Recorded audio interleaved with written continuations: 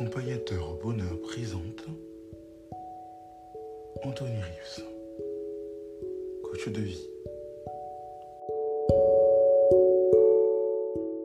Introduction aux émotions quelque part.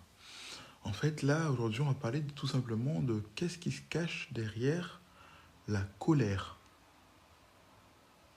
Qu'est-ce qui se cache derrière la colère? Le fait déjà de savoir ce qui se cache derrière la colère, on ne va pas forcément entrer dans les détails du comment gérer la colère. Si vous avez vraiment un problème comme celui-ci et que vous voulez savoir comment réellement avancer, n'hésitez pas à me contacter directement sur ma page Facebook Anthony Rives Coach ou mon numéro personnel qui est indiqué sur cette page ou ailleurs, ou me contacter via YouTube ou un autre réseau qui vous convient, qui est approprié, où je me trouve.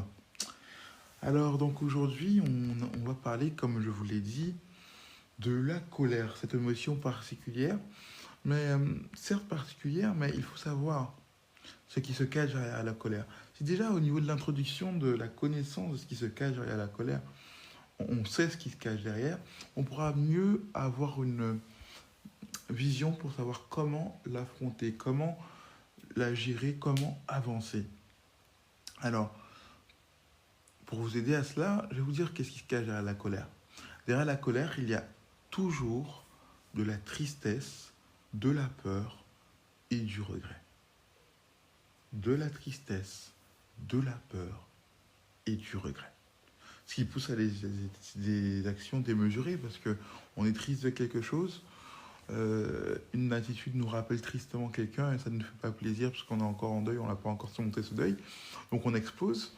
De la peur peut-être de revivre une situation qu'on a déjà vécue et du regret d'avoir fait peut-être un mauvais choix.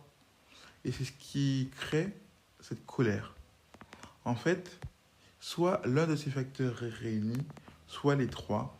Et quand les trois sont réunis en même temps, vous comprenez que ça fait un mauvais cocktail. Un cocktail molotov explosif. C'est ce qui se cache derrière la colère. Et c'est en sachant cela qu'on est sur le premier pas de comment la maîtriser. C'était accompagnateur au bonheur pour vous servir.